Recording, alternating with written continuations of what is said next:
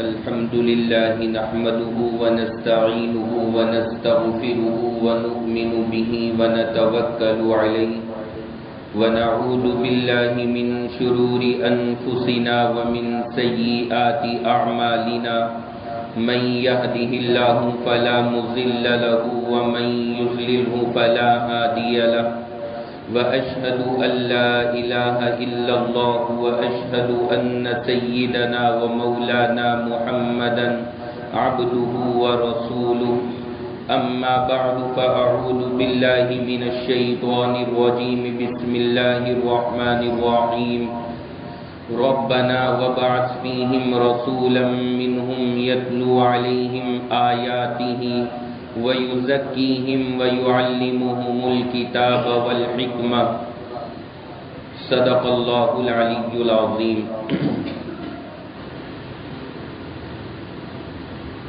میرے محترم بزرگوں، دوستوں، اسلامی ماؤں اور بہنوں، اللہ کا لاکھ لاکھ فضل اور اللہ کا احسان ہے. آج اللہ ہمیں جو سلسلہ مبارک سلسلہ شروع کرنے کا موقع عطا فرما رہا ہے، یہ سلسلہ اپنی ذات کے اعتبار سے بڑی عظمت والا ہے اور اس کی وجہ بھی بالکل ظاہر ہے کہ دنیا کے اندر ہم اور آپ ہر ایک سے واقف ہیں. ہمارے گھرانوں کے بچے، ان سے آپ کسی کرکٹر کا نام لے لیجیے، ان کے سامنے ذرا سا نام کرکٹر کا آئے گا، اس کی پوری ہسٹری بتا کر کے رکھ دیں گے. کسی فلمی ہیرو کا نام آپ لے لیں کسی بچے کے سامنے، وہ اس کی ساری فلمیں گنوا کر کے رکھ دے گا کہ اتنی فلموں میں اس انداز میں کام کیا. لیکن عجیب المیہ ہمارے معاشرے کا یہ ہے کہ اگر کسی مسلمان بچے تو کیا بچے کے بڑوں کے سامنے حضور علیہ السلام کا ذکر کیا جائے تو شاید ہم اور آپ اپنے نبی کا تعارف نہیں کرا سکتے کہ ہمارے نبی کون تھے اور کیا تھے. اب جب یہاں پر درس کی بات آئی شروع ہونے کی تو میرے ذہن میں یہ بات آئی کہ درس قرآن یعنی قرآن کی تفسیر کا ایک سلسلہ تو ایسا ہے کہ جو شروع ہو کر کے پھر کبھی مکمل ہونے کا نمبر جلدی نہیں آتا. 15 سال 20 سال جتنا لگ جائے کوئی بھروسہ نہیں. اس لیے ارادہ یہ ہوا کہ وہ تمام سلسلے بعد میں سب سے پہلے ہم اپنے نبی کی زندگی کو سمجھ لیں کہ ہمارے نبی کون تھے، کیا تھے، ہمارے نبی کی زندگی کیا تھی. تو اللہ نے چاہا اسی بات کو سامنے رکھتے ہوئے ہمارے یہ پروگرام چلیں گے. اللہ سے دعا فرمائے کہ اللہ خود میرے لیے بھی اور آپ تمام کے تمام حضرات کے لیے ان پروگراموں کو مغفرت اور نجات کا ذریعہ بنا دے. دیکھیں حضور علیہ السلام آپ کی تاریخ مبارکہ کو سمجھنے کے لیے ہمارے نبی کون تھے، کیا تھے، سب سے پہلے آپ حضرات کو یہ سمجھنا پڑے گا کہ ہمارے نبی جہاں آئے تھے وہ جگہ کون سی تھی. ہم سب سے پہلے حضور علیہ السلام کی اس جگہ کا تعارف کرائیں گے جہاں ہمارے نبی تشریف لے کر کے آئے تھے. آپ سب نے لفظ سنا ہوگا، ایک لفظ ہمارے یہاں استعمال ہوتا ہے عرب. یہ سب جانتے ہیں کہ اللہ کے نبی علیہ السلام جو تشریف لائے تھے وہ جس ملک میں آئے تھے اس ملک کا نام کیا تھا؟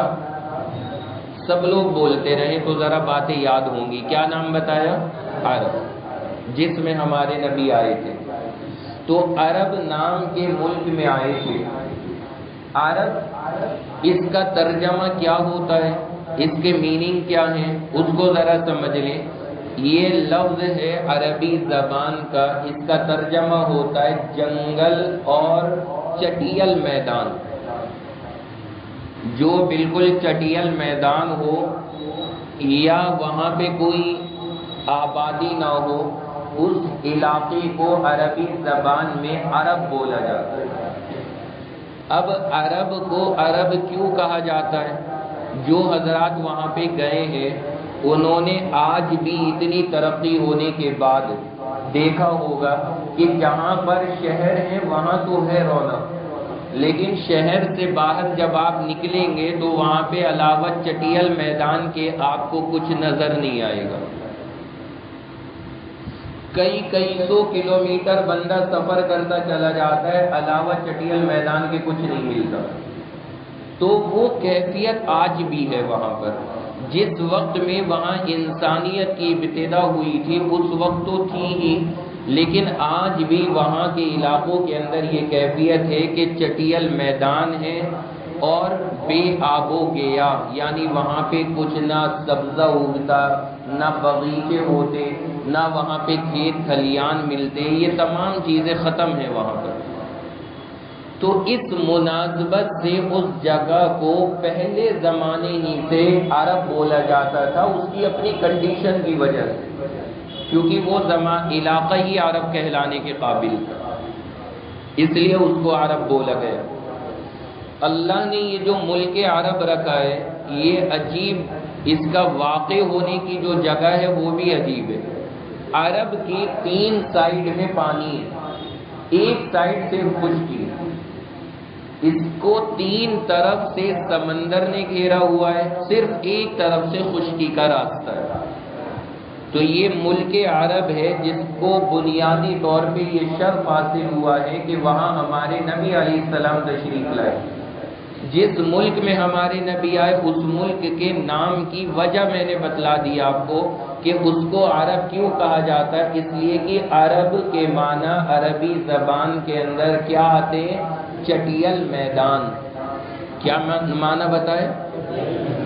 اور چونکہ وہاں سارے چٹیل میدان تھے اس لیے اس علاقے کا نام عرب پڑا۔ ایک تو بنیاد یہ ہو گئی۔ دوسرا کہاں پہ وہ واقع ہے وہ میں نے سمجھایا کہ جس جگہ یہ ملک ہے اس کے 3 سائیڈ میں اللہ نے قدرتی طور پہ پانی رکھا ہے اور صرف ایک سائیڈ میں اللہ نے وہاں خشکی رکھی، سمندر نے 3 طرف سے گھیرا ہوا ہے۔ اب چلیں آگے، یہ عرب اور خاص طور سے عرب کا شہر مکہ جہاں ہمارے نبی آئے ہیں یہ آباد کیسے ہوا، اس کی تاریخ کیا ہے؟ دیکھیں نبیوں میں ایک نبی گزرے ہیں حضرت ابراہیم علیہ السلام۔ آپ سب نے نام سنا ہوگا حضرت ابراہیم علیہ السلام۔ حضرت ابراہیم علیہ السلام کی ایک اہلیہ ہے، ان کی بیوی ہے، ان کا نام ہے حضرت سارہ۔ کیا نام بتایا؟ حضرت سارہ۔ یہ کس کی بیوی ہے؟ حضرت ابراہیم کی۔ یہ بیوی ہے حضرت ابراہیم کی، حضرت سارہ۔ حضرت ابراہیم اور حضرت سارہ ایک مرتبہ سفر میں تشریف لے جا رہے ہیں۔ حضرت ابراہیم ملک شام میں رہتے تھے جہاں پہ بیت المقدس ہے، مسجد اقصی، وہ علاقہ اس زمانے میں ملک شام کہلاتا تھا۔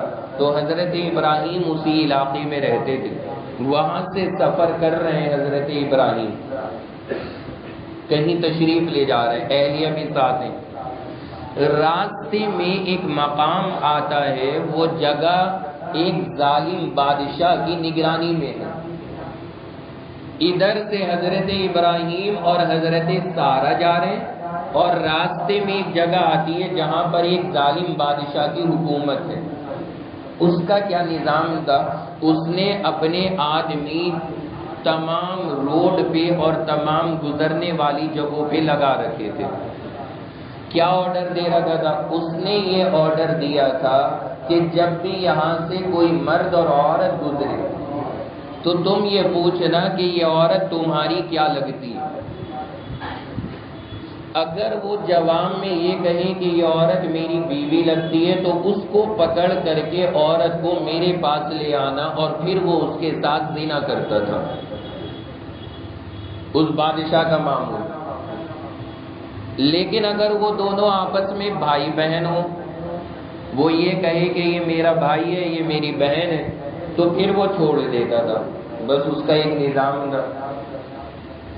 اب حضرت ابراہیم جا رہے ہیں اور ساتھ میں آپ کی اہلیہ محترمہ ہے حضرت سارہ، یہ دونوں جا رہے ہیں، وہیں پہنچے اسی مقام پر ان کو بھی روک لیا گیا، پوچھا کہ کون ہے؟ تو حضرت ابراہیم کو پہلے ہی پتا تھا کہ یہاں کا معمول کیا ہے، تو حضرت ابراہیم نے حضرت سارہ سے کہا کہ اگر پوچھیں گے تو کہہ دینا بھائی ہے یہ،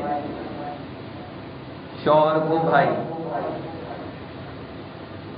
اب آپ لوگ سب سن رہے ہوں گے اور آپ کے ذہن میں ایک بات آئے گی کہ بھائی آج تک ہم سے تو منع کیا جاتا ہے جھوٹ نہ بولو، جھوٹ نہ بولو، جھوٹ نہ بولو، اور یہاں پر ایک نبی کہہ رہے ہیں جھوٹا معاملہ اور اپنی بیوی سے جھوٹ بلوا رہے ہیں۔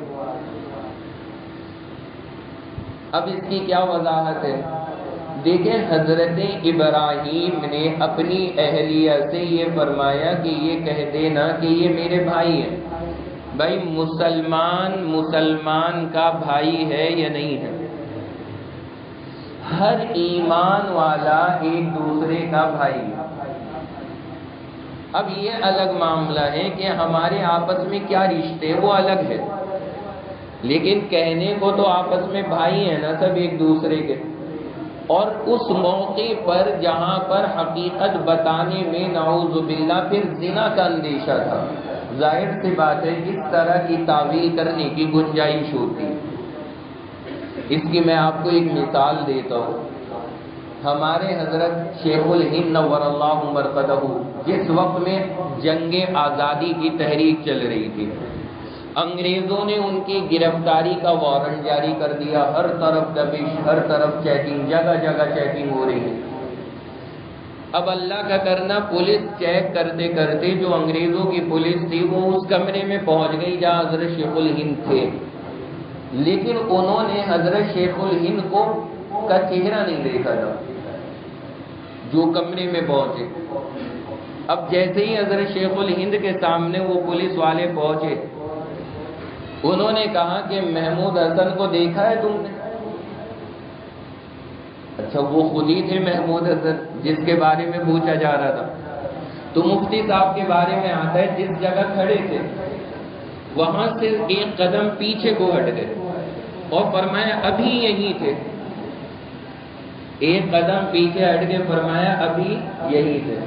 انہوں نے کہا یہی تھے ابھی؟ کہا ابھی تو یہی تھے، اب دیکھ لو۔ اب بس وہ ادھر ادھر، کوئی اس کمرے میں بھاگا، کوئی اس کمرے میں بھاگا۔ اب آپ غور کریں کہ یہ جھوٹ کہلائے گا؟ نہیں، جھوٹ نہیں ہے۔ کبھی کبھی پریشانی کے موقع پہ بندے کو بات بنانی پڑ جاتی ہے، یہ جھوٹ نہیں ہے۔ اسی طرح حضرت ابراہیم علیہ السلام نے وہاں پہ فرمایا کہ یہ پوچھے گا تو بتا دینا کہ بھائی ہے۔ انہوں نے پوچھا، یہی بتا دیا۔ لیکن اللہ نے حضرت سارہ رضی اللہ تعالی عنہ ان کو حسن بہت عطا فرمایا تھا۔ اس کے جو وہاں آدمی تھے انہوں نے کہا کہ نہیں بھائی ہو یا بہن ہو، لیکن یہ خوبصورت بہت معلوم ہو رہی ہے، ہم انہیں پکڑ کے اپنے بادشاہ کے پاس پیش کریں۔ وہ بھی لے کر کے چلے، وہاں پہنچی، اس کو بھی بتایا، اس نے سوچا آزاد کر دیں، لیکن دل میں شیطانیت آ گئی اس نے کہا کہ ان کا حسن و جمال دیکھ کر کے اس نے اپنا قانون توڑ دیا اور حضرت سارہ کو مخصوص کمرے میں بند کرا دیا اور ان کے پاس غلط ارادے سے پہنچ گئے۔ جب حضرت سارہ کو لگا کہ یہ اب غلط ارادے سے آیا ہے تو حضرت سارہ نے فوراً مصلی بچھا کے 2 رکعت نماز پڑھی اور نماز پڑھ کر اللہ سے دعا مانگی کہ یا اللہ میں نبی کی بیوی ہوں اور ساری زندگی میں نے پاک دامنی کے ساتھ میں گزاری ہے، اور اب یہ میرے ساتھ میں یہ غلط حرکت کرے گا، میری عزت اس بات کو پسند نہیں کرتی، اللہ آپ مجھے بچنے کا اسباب پیدا فرما دیجیے، میں کچھ نہیں کر سکتی، شوہر میرے کچھ نہیں کر سکتے، ہم مجبور ہیں دونوں۔ تو روایت میں آتا ہے کہ حضرت سارہ نے یہ دعا مانگی اور دعا مانگ کر کے فارغ ہوئی۔ جب وہ بادشاہ ان کے قریب آیا تو اس کے پورے بدن پہ کپکپاہٹ طاری ہو گئی، لرزنے لگا، اسے خود نہیں سمجھ میں آ رہا کہ میری باڈی میں وائبریشن موڈ کہاں سے ایکٹیویٹ ہو گئے. وہ خود حیران ہے کہ یہ کیا ہو رہا ہے، بدن میں ہاتھ کانپ رہے ہیں، ٹانگیں کانپ رہی ہیں، لرز رہا ہے پوری طرح سے، کب کپاہٹ طاری ہے. اسے اندازہ ہو گیا کہ یہ کچھ الگ بندی ہے، میں نے اس کے ساتھ غلطی کا ارادہ کیا، اس کے نتیجے میں یہ ہو رہا ہے. اچھا جب اس کی یہ حالت دیکھی، کانپ رہا ہے، لرز رہا ہے، زمین پہ گر گیا. حضرت سارہ بھی تو عورت تھی، وہ ڈر گئی. وہ سوچنے لگی اگر یہ کہیں بدماش مرا گیا میرے سر پڑے گا، یعنی اس کیفیت میں اگر اسے موت آ گئی تو یہ میرے سر پڑے گا. انہوں نے اللہ سے دعا کی کہ یا اللہ آپ اسے صحیح فرما دیجئے.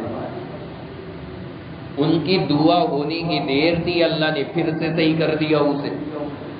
جیسے ہی صحیح ہوا پھر شیطانیت دماغ پہ، پھر ان کے ساتھ وہی معاملہ ہوا. انہوں نے پھر اس کے لیے دعا کی، پھر صحیح ہو گئے. 3-4 مرتبہ یہی معاملہ ہوا.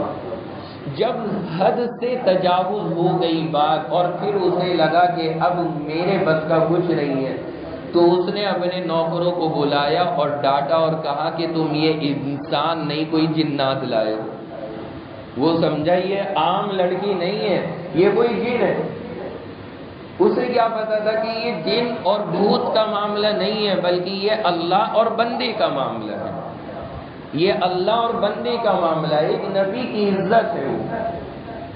وہ اس بات کو نہیں سمجھ رہا تھا. اس نے کہا یہ کس بھوتنی کو لے کر کے آ گئے تم اسے لے کر کے جاؤ یہاں سے، یہ جنات نہیں ہے. چنانچہ انہیں روانہ کیا. اچھا اب جب روانہ کرنے لگا دل میں ان کا ڈر اتنا بیٹھ گیا تھا، یہ تو یہی سمجھ رہا تھا کہ کوئی بھوت نہیں. اب اس نے سوچا کہ چلی تو جائے گی، ابھی کہیں رات میں آگے نہ پیٹ پاٹ دے مجھے. آدمی بھوتوں سے ویسے ہی بہت ڈرتے. کہا کہ پھر میری بٹائی نہ ہو جائے تو کچھ اور کرنا چاہیے. اب خوش کرنا چاہ رہا ہے. کیا کیا اس نے ایک باندی اس کے پاس تھی، وہ اس نے ہدیہ دے دی حضرت سارہ کو کہ آپ اس لڑکی سے خدمت لیا کیجیے گا. اور جو اس ظالم بادشاہ نے لڑکی دی ہے حضرت سارہ کو، اس لڑکی کا نام ہے ہاجرہ. کیا نام ہے؟ ہاجرہ. نام سنا لگ رہا ہوگا. اب ساری کڑیاں ملیں گی. اب حضرت ہاجرہ کا بھی مکمل تعارف آ جائے گا. یہ بنیاد آپ کو ملی ہے کہ حضرت ہاجرہ حضرت ابراہیم کے گھر کیسے پہنچے.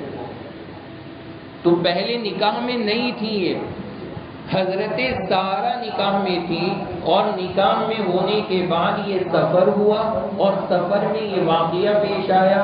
اس بادشاہ نے گھبراہٹ میں کہ کہیں میری پٹائی نہ ہو جائے، اس گھبراہٹ میں ایک باندی حضرت سارہ کو ہدیے میں دی، اور اس باندی کا نام تھا کیا؟ حضرت ہاجرہ.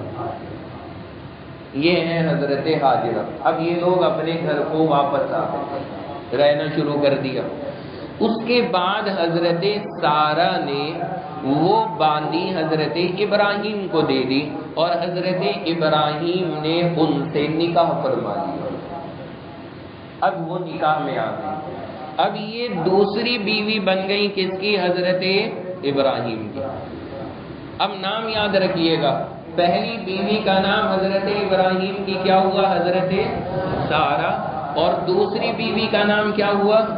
ہاجرہ. یہ دو بیویاں حضرت ابراہیم کے پاس میں ہو گئی. اس کے بعد دونوں نے رہنا شروع کر دیا. اب تک حضرت سارہ سے کوئی اولاد نہیں ہوئی تھی، اتنے سالوں سے وہ رہ رہی تھی. ادھر حضرت ہاجرہ کا نکاح ہوا حضرت ابراہیم کے ساتھ، اور کچھ ہی دنوں میں ان کے گھر لڑکا پیدا ہو گیا. اور اس لڑکے کا نام ہے جو ہاجرہ کے پیٹ سے پیدا ہوا، حضرت اسماعیل. کیا نام ہے؟ حضرت اسماعیل. دیکھیں یاد ہو رہا ہے نا آپ حضرات کو.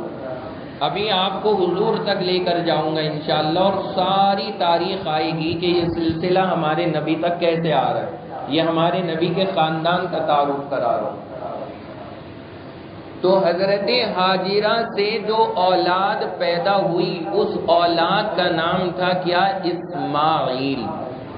اچھا، جو بیوی پہلے سے نکاح میں اس کی اولاد نہیں ہوئی، اور جو بیوی کل نکاح میں آئی، یعنی 1 سال ہوا ابھی نکاح میں آئے ہوئے، اس کے یہاں اولاد پیدا ہو گئی، ظاہر سی بات ہے حضرت سارہ کو کتنا عجیب لگا ہوگا۔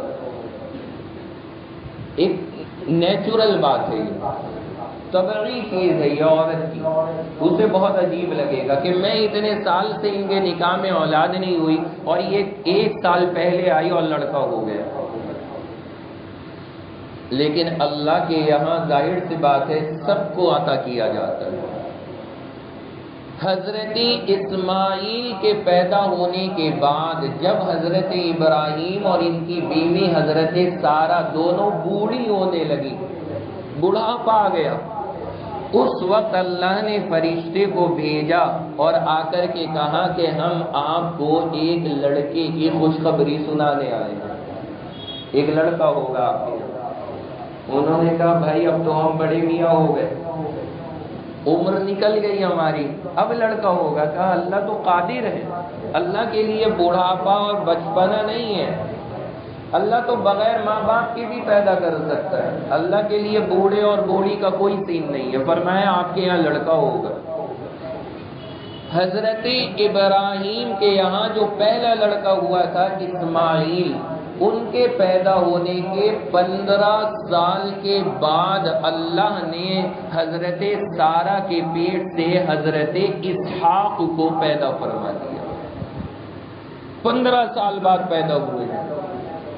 حضرت ابراہیم کے جو بڑے بیٹے ہیں کون؟ حضرت اسماعیل، ان کے چھوٹے بھائی بڑی بیوی سے یعنی پہلی بیوی سے، چھوٹے بھائی پہلی بیوی سے ہوئے کتنے سال بعد؟ 15 سال بعد، یعنی بڑے بھائی میں اور چھوٹے بھائی میں 15 سال کا 15 ایئرز پورے اس کا فاصلہ تھا۔ بہرحال اللہ نے اولاد عطا فرما دی۔ اب 2 بیویاں 2 بچے۔ پہلی بیوی کا نام، آپ بولتے رہیے ذرا، اب بیٹری چارج رکھنی ہے آپ کو، اب تو یہ سلسلہ شروع ہوا ہے، ابھی تو یہ ابتدائی عشق ہے، آگے تو ابھی بہت کہانیاں باقی ہیں انشاءاللہ۔ یہ حضور علیہ السلام کی مبارک زندگی شروع ہوئی ہے تو دیکھیں یاد کرنے میں بھی مزہ آئے گا، حضور سے محبت بڑھے گی جتنا جتنا ہمیں نبی کے بارے میں پتہ لگے گا، تو یاد کرتے چلیں۔ حضرت سارہ پہلی بیوی ہے، دوسری بیوی کا نام، حضرت سارہ سے جو اولاد ہوئی اس کا نام، سارہ سے جو ہوئی اسحاق، اور حضرت حاجرہ سے جو ہوئی اسماعیل۔ پہلے اسماعیل ہوئے یا اسحاق ہوئے؟ اسماعیل پہلے ہوئے، اسحاق بعد میں ہوئے، اور حضرت اسحاق اور حضرت اسماعیل دونوں کے بیچ میں گیپ کتنے سال کا؟ 15 سال کا۔ ایک ہمارا معاملہ یہ مکمل ہو گیا۔ آپ کو میں اب ایک اور حیرت کی بات بتاؤں، یاد رکھنا کہ یہ دیکھیں حضرت ابراہیم خود نبی ہیں، اللہ نے 2 بیٹے دیے، اللہ نے دونوں کو نبی بنا دیا۔ اللہ جب کسی کو نوازنے پہ آئے اللہ ایسے نوازتا ہے۔ باپ بھی نبی ہے، گھر میں 2 بیٹے ہیں وہ دونوں نبی ہیں، حضرت ابراہیم نبی، اسحاق نبی، اسماعیل نبی، سارے نبی۔ اور اتنا ہی نہیں، آپ کو حیرت ہوگی کہ یہ جو حضرت ابراہیم کے بیٹے ہیں حضرت اسحاق، چھوٹے والے بیٹے، حضرت ابراہیم سے لے کر کے حضور تک جتنے نبی آئے ہیں سارے کے سارے نبی حضرت ابراہیم کی اولاد میں ہوئے۔ ان کی اولاد سے ہٹ کے اللہ نے ایک بھی نبی نہیں بھیجا دنیا میں۔ کئی ہزار نبی ان کی اولاد میں آئے ہیں، کئی ہزار نبی۔ حضرت ابراہیم تک تو چلتا رہا معاملہ نبیوں کا، لیکن حضرت ابراہیم کے بعد کوئی نبی ان کی اولاد سے ہٹ کے نہیں آیا، سارے نبی ان کی اولاد میں۔ 2 بیٹے، اور 2 بیٹوں میں بھی جو ایک بیٹے ہیں چھوٹے والے یعنی حضرت اسحاق، سارے نبی ان کی اولاد میں آئے، سارے نبی ان کی اولاد میں۔ دوسرے بیٹے حضرت اسماعیل، ان کی اولاد میں ایک بھی نہیں، سارے نبی، حضرت ابراہیم کے بعد اسحاق، پھر حضرت اسحاق کے بیٹے ہیں حضرت یعقوب، حضرت یعقوب کے بیٹے ہیں حضرت یوسف، یہ سارے نبی نبی نبی نبی، یہ سارے حضرت اسحاق کی اولاد میں، یہ موسیٰ، عیسیٰ، جتنے نبی آپ سنتے ہیں یہ سارے حضرت اسحاق کی اولاد میں ہیں۔ لیکن دوسری جانب اسماعیل جو ہیں دوسرے بیٹے، بڑے بیٹے، ان کی اولاد میں ایک بھی نبی نہیں آیا، ان کی اولاد میں کوئی نبی نہیں آ رہا۔ لیکن اللہ کا نظام، حضرت اسحاق کی اولاد میں سارے نبی آئے، ایک کے بعد ایک کے بعد ایک کے بعد ایک کے بعد ایک کے بعد ہزاروں نبی آئے، اور ادھر کوئی نبی نہیں آ رہا، یہاں سناٹا حضرت اسماعیل کی اولاد میں۔ لیکن جب باری آتی ہے سرور دو عالم جناب رسول اللہ صلی اللہ علیہ وسلم کی، اللہ نے حضور علیہ السلام کو پیدا فرمایا اور وہ تشریف لائے ہیں حضرت اسماعیل کی اولاد میں، یہاں سلسلہ الگ ہو گیا، وہ حضرت اسماعیل کی اولاد میں۔ اب میں کہا کرتا ہوں کہ ابراہیم کے دو بیٹے اسماعیل اور اسحاق، اسحاق کی اولاد میں کئی ہزار نبی اور اسماعیل کی اولاد میں ان ہزاروں نبیوں کے امام۔ وہاں ہزاروں نبی آنے کے بعد میں وہ مقام نہیں ہے جو یہاں ایک نبی کے آنے سے مقام حاصل ہو گئے، کیونکہ ظاہر سی بات ہے تمام کائنات کے تمام انبیاء کا مقام بعد میں ہے، سب سے اونچا مقام اگر کسی کا ہے تو وہ سرور دو عالم جناب رسول اللہ صلی اللہ علیہ وسلم۔ تو یہ خاندان ہے ہمارے نبی علیہ السلام کا، اس سے آپ کو جڑ سمجھ میں آ گئی ہوگی کہ ہمارے نبی کے خاندان کا سلسلہ کہاں جا کر کے ملتا ہے۔ حضرت ابراہیم تک جاتا ہے، لیکن حضرت ابراہیم تک حضرت اسماعیل کے واسطے سے پہنچتا ہے، اسحاق کے واسطے سے نہیں جاتا۔ اور یہاں پر ایک بات اور یاد رکھنا، چونکہ یہاں پہلی مرتبہ اس طرح کا نظام ہو رہا ہے، یہ بات بھی میں واضح کر دوں، باقی اور جگہ ہم پروگراموں میں سینکڑوں مرتبہ اس بات کو واضح کر چکے ہیں کہ یہ جو اللہ نے نظام قائم فرمایا کہ ادھر ہزاروں انبیاء کرام اور ادھر سرور دو عالم صلی اللہ علیہ وسلم، یہ جو ایک قوم ہے نا یہودی، نام سنا ہوگا آپ لوگوں نے، یہودی مانتے ہیں حضرت موسیٰ کو، اور عیسائی جو ہیں، جو آج کل یہ عیسائی مذہب مثلا امریکہ یو ایس کے علاقے میں عیسائی مذہب رائج ہے، اور یو ایس سے ملا ہوا، امریکہ سے ملا ہوا اسرائیل، وہاں پہ یہودیت غالب ہے، یہودی فالو کرتے ہیں حضرت موسیٰ کو اور عیسائی فالو کرتے ہیں حضرت عیسیٰ کو۔ یہ سارے کے سارے نبیوں کے ماننے والے ہیں، یہودی اور عیسائی نبیوں کے ماننے والے، اور ان کی کتابوں میں حضور کے بارے میں کھلا لکھا ہے، ساری علامتیں لکھی ہیں کہ آخری نبی ہوں گے، کیسے ہوں گے، کیا عادات ہوں گی، کیسے ہوں گے، دیکھنے میں سب لکھا ہے، انہیں سب پتہ ہے۔ یہودیوں سے جا کے پوچھئے کہ آپ لوگ کو سب جب پتہ ہے تو حضور کو مانتے کیوں نہیں؟ یعنی جب تمہاری کتابوں میں، تورات میں، انجیل میں سب لکھا ہے کہ آخری نبی ایسے ایسے ہوں گے، اور وہ پڑھتے ہیں ان باتوں کو اور انہیں یقین ہے کہ یہ آخری نبی کی علامات ہیں، لیکن اگر آپ ان سے پوچھیں کہ مانتے کیوں نہیں تو پتہ ہے کیا جواب ہے ان کا؟ یہ جواب حضور کے زمانے سے دے رہے وہ لوگ، اس کا جواب وہ یہ دیتے ہیں کہ ہم حضور کو آخری نبی اس لیے نہیں مانتے کہ وہ دوسرے خاندان میں آ گئے، دوسرے خاندان میں آ گئے۔ اگر ہمارے خاندان میں آتے تو ہم سب سے پہلے مان لیتے ہیں۔ نتیجہ کیا نکلا؟ اسے ہم اپنی سہارنپوری زبان میں اگر کہیں تو ایسے کہا جائے گا کہ ہماری برادری کا نہیں، اگر ہماری برادری کا ہوتا تو ہم مان لیتے۔ آج تک یہودیت اور عیسائیت جو گمراہ ہے وہ صرف اس بات کی وجہ سے کہ وہ حضور کو نبی نہیں مانتے کہ اللہ نے دوسرے خاندان میں کیوں بھیجا۔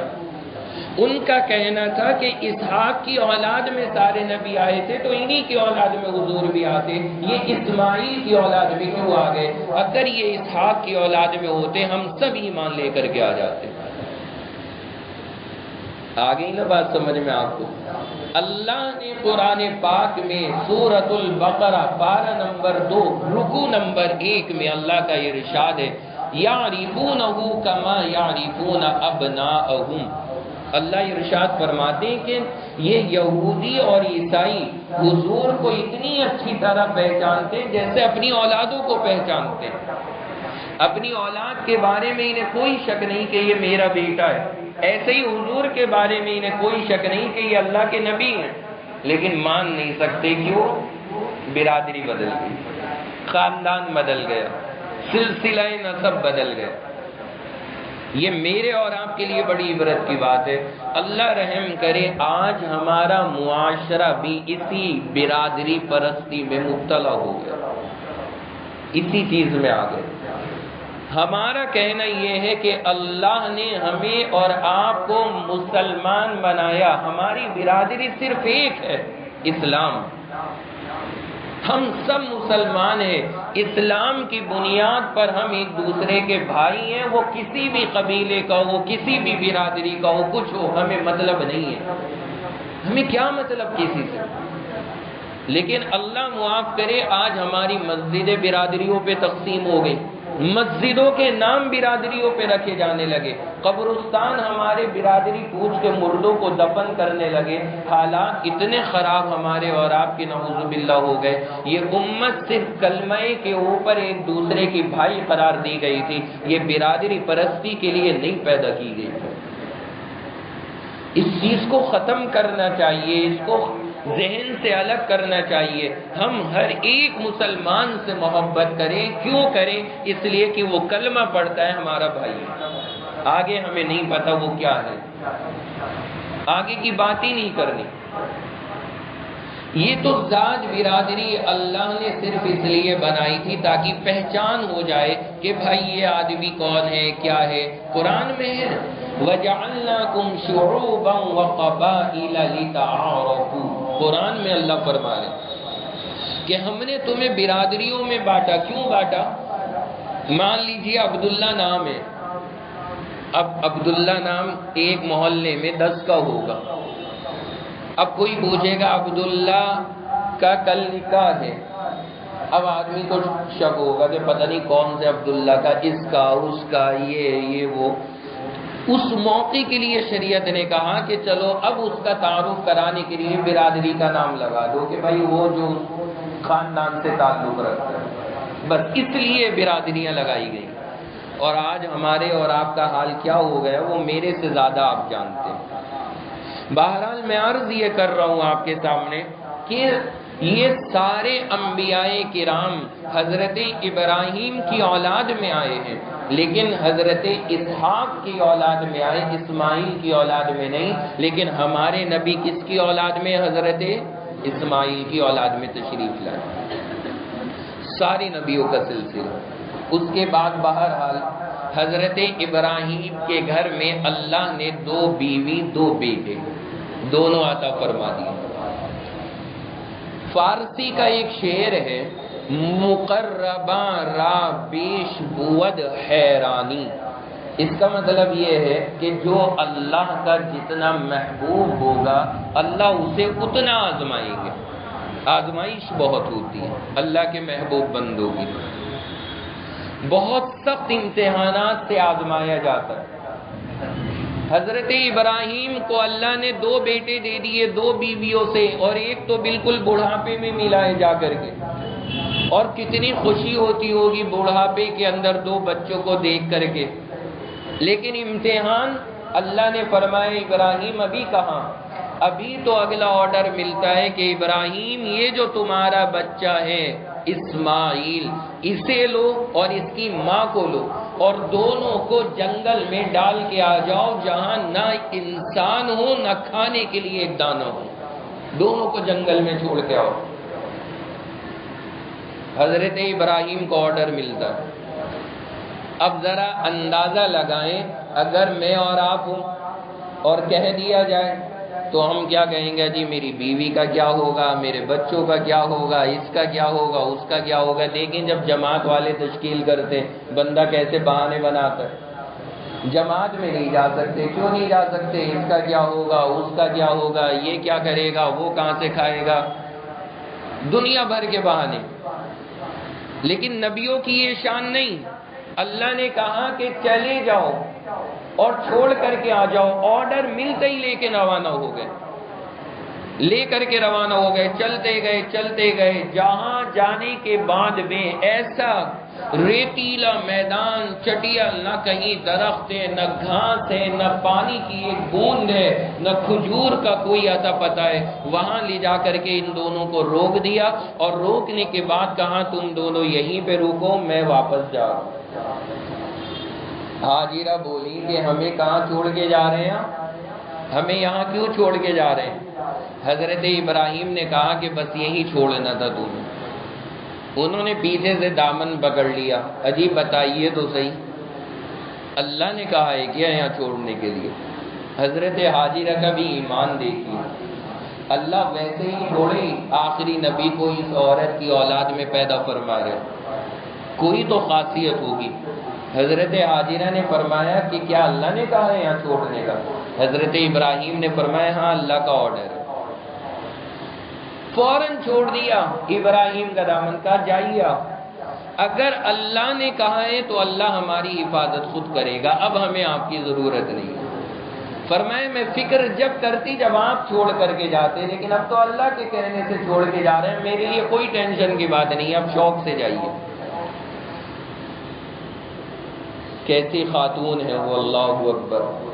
اب تو مرد اگر ہمت کر کے جماعت میں نام لکھوا بھی لے، گھر جا کے بتاتا ہے کہ آج میں نے نام لکھوا لیا، میں چلے میں جا رہا ہوں، بس دیکھو عورت کے ڈرامے پھر ہمارا کیا ہوگا، کھانے پینے کا ہے نہیں، بھوکے بچے مر رہے ہیں، یہ ہو رہا، اتنی لمبی لسٹ گنوائے گی کہ آدمی کہے گا یار میں نے غلطی کر دی، ابھی نام کٹوا کے آؤں گا، اصل میں وصولی ابھی بھی واپس لوں گا۔ اتنے مسئلے کریٹ کر دیتی ہیں۔ ہماری بہنیں بھی سن رہی ہوں گی نیچے، ان سے بھی میں یہی کہوں گا کہ حضرت حاجرہ کا نمونہ سامنے رکھا کریں۔ فرمایا اگر اللہ کا معاملہ ہے تو ہم تیار ہیں، اب کوئی مسئلہ نہیں ہے ہمارے لیے، اب کوئی مسئلہ نہیں، آپ جائیں، اللہ دیکھ لے گا۔ واپس فرما دیا۔ حضرت ابراہیم چھوڑ کر کے آگئے، وہ چھوٹا سا بچہ، کتنی محبت ہوتی ہے ایک باپ کو۔ آپ میں جو حضرات باپ ہوں گے چھوٹے چھوٹے بچوں کے، انہیں اندازہ ہوگا کہ ایک رات اگر آپ کی نگاہ کے سامنے آپ کی اولاد نہ ہو تو بے چینی کیا ہوتی ہے۔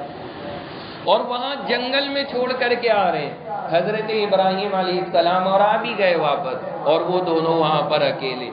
تھوڑا سا کھجور تھی، تھوڑا سا پانی تھا، وہ چلتا رہا، ختم ہو گیا، کتنا چلتا۔ جب وہ ختم ہو گیا، حضرت حاجرہ بے چین ہوئے، پریشان ہیں کہ کہاں سے میں بچے کو لا کے دوں، اور وہ رگڑ رہے ایڑیاں اپنی بھوک میں اور پیاس میں، بھاگی پھر رہی ہیں ادھر سے ادھر، ادھر سے ادھر، ادھر سے ادھر، چکر کاٹ رہی ہیں۔ اللہ اکبر۔ اللہ کو اپنی بندی کی یہ ادا کتنی پسند آئی ہے، کتنی پسند آئی ہے۔ آج جب حاجی حج کرنے کے لیے جاتے ہیں، احرام باندھتے ہیں، خانہ کعبہ کا طواف کرتے ہیں، طواف کرتے ہی حکم دیا جاتا ہے کہ جاؤ تم بھی ان دونوں پہاڑوں پہ دوڑ لگاؤ جہاں میری بندی نے دوڑ لگائی تھی۔ بھاگ رہے صفا مروہ کے بیچ میں، بھائی ہمارا کیا سین ہے وہاں جو ہم بھاگ رہے ہیں؟ کچھ بھی نہیں ہے، کچھ بھی نہیں۔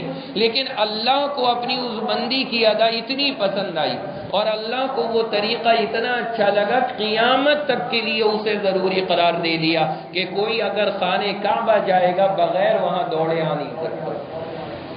حج بھی نہیں تمہارا ہونا، عمرہ بھی نہیں ہونا جب تک بھاگو گے نہیں۔ صفا اور مروہ چل رہے ہیں۔ میں وہاں پر جب پہنچا تو میرے ساتھ میں جو حضرات تھے وہ وہاں چلنے میں کہنے لگے مفتی صاحب یہاں کیوں ٹہلا جا رہا ہے؟ یہاں پہ کیوں چل رہے ہیں؟ مطلب یہاں پہاڑ سے وہاں تک چلے گئے، پھر وہاں سے یہاں تک آ گئے، یہاں سے وہاں جا رہے ہیں، کیا چکر ہے؟ اس کی وجہ کیا ہے کہ لاجک سمجھ میں نہیں آ رہا۔ کہنے لگے خانہ کعبہ کا طواف کر رہے تھے، وہاں تو سمجھ میں آ رہا تھا کہ اللہ کا گھر ہے، ہم گھوم رہے ہیں چاروں طرف، یہاں کیوں گھوم رہے ہیں پہاڑوں کے بیچ میں؟ تو میں نے ان کو سمجھایا، میں نے کہا کہ حج اور عمرہ یہ صرف عشق کی کہانیاں ہیں اور کچھ نہیں ہے۔ اللہ اپنے عاشقوں کو دیوانہ دیکھنا چاہتا ہے۔ کپڑے اتار دیے، چادریں لپیٹے گھوم رہے، کروڑ پتی ہیں اپنے گھروں کے، ارب پتی ہیں، بغیر کپڑے کے چادروں میں ٹہل رہے ہیں، فقیر ملنگ بنے ہوئے کہ یا اللہ آپ کے دربار کے بھکاری ہیں۔ اللہ ایک دیوانگی دیکھنا چاہتا ہے۔ اللہ نے کہا ناخن مت کاٹنا، بال مت کاٹنا، خوشبو استعمال مت کرنا، صابن مت لگانا، تیل اور عطر مت استعمال کرنا، گندے رہو، دھول مٹی میں رہو، اللہ کو اپنا دیوانہ ایسے ہی دیکھنا۔ یہ حج اور عمرہ یہ دونوں عبادتیں صرف عشق کا امتحان ہے۔ ایک عاشق اپنے عشق کا نمونہ پیش کرتا ہے، یا اللہ دیکھ تیری محبت میں کپڑے بھی غائب، چادریں پہنے گھوم رہا ہوں، بال بھی بکھرے پڑے، بدن سے بو بھی آ رہی ہے، دل بھی کر رہا ہے کہ نہا لوں، یہ کر لوں، وہ کر لوں، کچھ نہیں کر رہا۔ اللہ تیرے در میں گلیوں میں گھومتا پھر رہا ہے، اور اخیر میں جا کے ٹکلا کرا دیا جاتا ہے۔ جو بالوں کی رونق ہے وہ بھی ختم، گنجا ہو گیا آدمی، چادریں لپیٹے پھر رہا ہے۔ عشق کا اعلیٰ نمونہ، دیوانگی میں اللہ کی اپنے آپ کو دکھانا کہ اللہ ہم فنا ہو گئے۔ تو بہرحال میں عرض یہ کر رہا کہ وہاں پر انہوں نے یہ عمل کیا، اللہ نے اس کی برکت سے آج تک اس عمل کو باقی رکھا ہے۔ صفا اور مروہ پہاڑی پر سب کو کہا جاتا ہے آپ سعی کرو، دوڑو یہاں پر۔ حضرت حاجرہ ادھر اسماعیل لیٹے ہوئے نیچے اور وہ وہاں پہ دوڑ لگا رہی ہیں، حضرت حاجرہ۔ ادھر آسمان سے حضرت جبرائیل آئے اور اللہ نے کہا جبرائیل جہاں پہ یہ اسماعیل اپنے پیر زمین پہ رگڑ لیں وہیں جا کر ایک چشمہ پانی کا جاری کر دو۔ وہ آئے اور 1 منٹ میں وہاں چشمہ جاری کر دیا۔ ان کی نظر پڑی وہاں سے، وہاں تو پانی نکل رہا ہے ایک ریگستان کے اندر، اور ایسا پانی بھاگ کر کے آئی اور آ کر کے انہوں نے منڈیر بنانی شروع کر دی کہ اس کو اکٹھا کر لو، اور وہاں کھڑے ہو کر کے کہنے لگیں زم زم۔ زم کے معنی عربی زبان کے اندر آتے ہیں رک جا رک جا۔ تو حضرت حاجرہ اس موقع کے اوپر وہاں کھڑے ہو کر کے پانی کو روک رہی تھی، منڈیر بنا رہی تھی اور زبان سے کہہ رہی تھی زم زم، یعنی رک جا رک جا۔ اللہ نے وہ پانی بھی ہمیشہ کے لیے جاری کر دیا اور اس کا نام بھی وہی رکھ دیا جو حاجرہ نے کہا تھا، یعنی زم زم۔ اب ہم بھی یہی کہتے ہیں، ورنہ کوئی نیا نام لایا جاتا۔ اب دیکھیں معنی کے حساب سے کیا مطلب ہے اس کا، رک جا رک جا، بس یہ مطلب ہے زمزم کا۔ لیکن اللہ کو وہ لفظ بھی اتنے پسند آئے، فرمائے یہ لفظ چلیں گے قیامت تک، اور اس کا نام بھی زمزم۔ اللہ کے نبی ارشاد فرماتے ہیں پوری دنیا میں جتنے بھی پانی موجود ہیں، پوری دنیا کے پانی، فرمایا کہ زمزم سے افضل کوئی پانی نہیں ہے، یہ پانی تمام پانیوں پہ فضیلت رکھتا ہے۔ سب سے افضل پانی دنیا کا آب زمزم، زمزم کا پانی۔ تو اللہ نے اتنی برکتیں رکھ دی زمزم میں۔ تو حضرت حاجرہ جو ہے وہاں پر یہ دوڑ رہی ہیں اور اس طرح کا معاملہ ہوا اور یہ چشمہ جاری ہوا اور اللہ نے اس چشمے کی برکت سے وہاں پانی عطا فرمایا، بس سکون مل گیا۔ اب ماں اور بیٹا دونوں رہ رہے ہیں، ادھر ان دونوں نے رہنا شروع کیا۔ وہ شاندار چشمہ پانی کا میٹھا ٹھنڈا، اللہ کی قدرت دیکھے اس دن سے آج تک وہ رکا نہیں ہے، نہ کوئی بورنگ کیا گیا، نہ کوئی سسٹم لگایا گیا، نہ کچھ معاملہ ہوا، بالکل چلا آ رہا ہے۔ اور آپ کو میں ایک اور بات بتا دوں کہ زمزم کا جو پانی ہے یہ اللہ نے اتنی اچھی تاثیر کے ساتھ میں نکالا ہوا ہے کہ نہ تو اسے فلٹر کی ضرورت ہے، نہ کسی آر او یا سسٹم سے نکلنے کی ضرورت ہے، نیچرل پانی اتنا اچھا ہے۔ لیکن اب پتہ نہیں کیا سعودی حکومت کے ذہن کے اندر بات آئی، گزشتہ 5-6 سال پہلے وہاں پر انہوں نے زمزم کے کنویں پر فلٹرز لگا دیے، اب وہ پانی فلٹر ہو کر کے آتا ہے۔ لیکن صرف ایک جگہ انہوں نے باقی رکھی ہے وہاں پر، جہاں پہ اب بھی آج بھی اوریجنل نکلتا ہے، باقی ساری جگہ وہی پانی آ رہا ہے۔ ہم نے وہاں پہ بڑی مشکل سے ایک عالم سے، وہاں کے پرانے عالم سے جو حدیث پڑھاتے تھے، ان سے وہاں پہ اس کا پتہ پوچھا اور اس جگہ جا کر کے وہ خالص والا کیا۔ ہم نے کہا ان کے فلٹر نہیں چاہیے ہمیں، تو اللہ نے جو خالص نکالا تھا وہ کافی ہے۔ تو اللہ کا یہ نظام ہے زمزم کے پانی کے بارے میں کہ یہ جب سے لے کر اب تک اپنی اوریجنل کیفیت پہ، اس سے زیادہ پیور اور اچھا پانی کوئی نہیں ہو سکتا۔ تو یہ سلسلہ جب سے چلا آ رہا ہے، بہرحال یہ زمزم وہاں جاری ہو گیا، پانی نکل رہا ہے، یہ دونوں ماں بیٹے رہ رہے ہیں۔ کتنی بڑی قربانی کی بات ہے، چلو پانی مل گیا، لیکن اکیلے میں رہنا آسان ہے کیا جنگل میں؟ کوئی آدمی نہیں وہاں پر، ایک انسان نہیں وہاں رہنے والا۔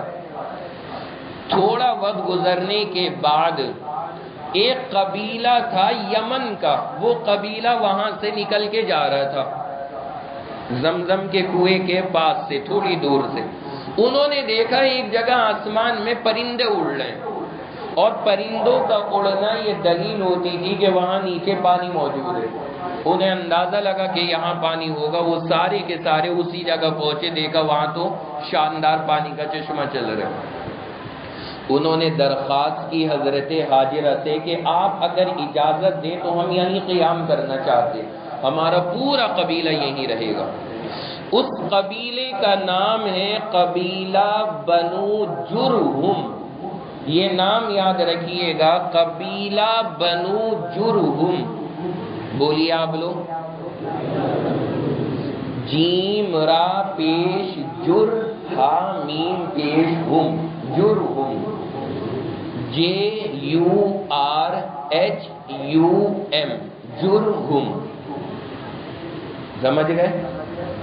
تو قبیلہ بنو جرہم یہ وہاں سے جا رہا تھا۔ انہوں نے دیکھا یہاں تو اتنا شاندار پانی موجود ہے، انہوں نے کہا یہیں لے لیتے ہیں پلاٹ 2-4، یہیں رہیں گے سارے۔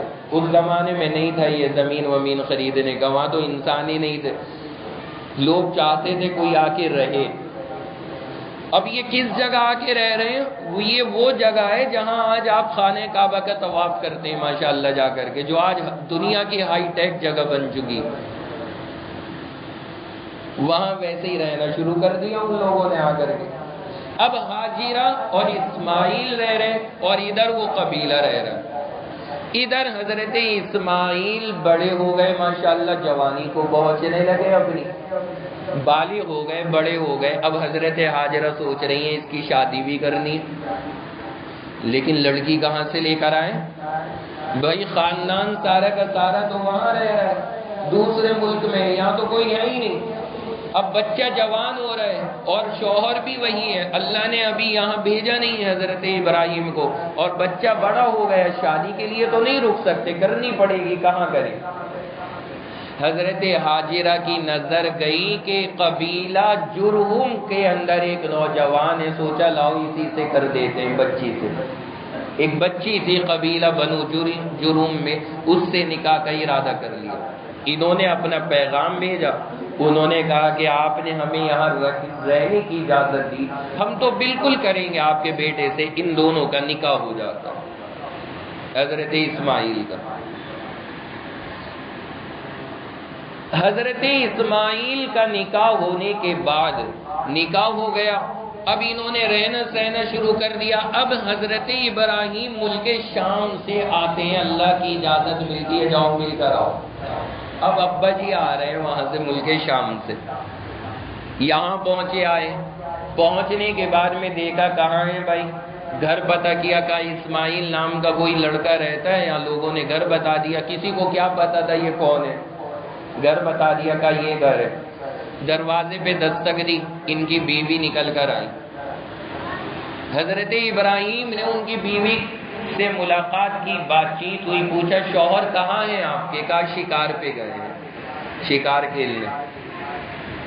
کہاں چلے، اتنے بیٹھ جاتے، سلام دعا ہوئی، پوچھا کیسی گزر رہی ہے آپ کی؟ حضرت ابراہیم نے حضرت اسماعیل کی اہلیت سے پوچھا، یہ نہیں بتائیں میں تمہارا کیا ہوں؟ ارے بولیے نا، کیا کہتے ہیں؟ سسر صاحب، اور اردو زبان میں سسر صاحب۔ اردو زبان کے الفاظ بولا کریں، وہ زیادہ بہتر ہیں۔ یہ ہمارے یہاں جو الفاظ چلتے ہیں نا، اتنے بے ڈھنگے سے ہوتے ہیں، سن کے ڈر لگ جاتا ہے۔ میں مثال دیتا رہتا ہوں لوگوں کو بیانات میں، جیسے ہمارے یہاں ایک لفظ بولتے ہیں، دو بہنیں ہیں، ان دونوں کے شوہر آپس میں کیا کہلاتے ہیں؟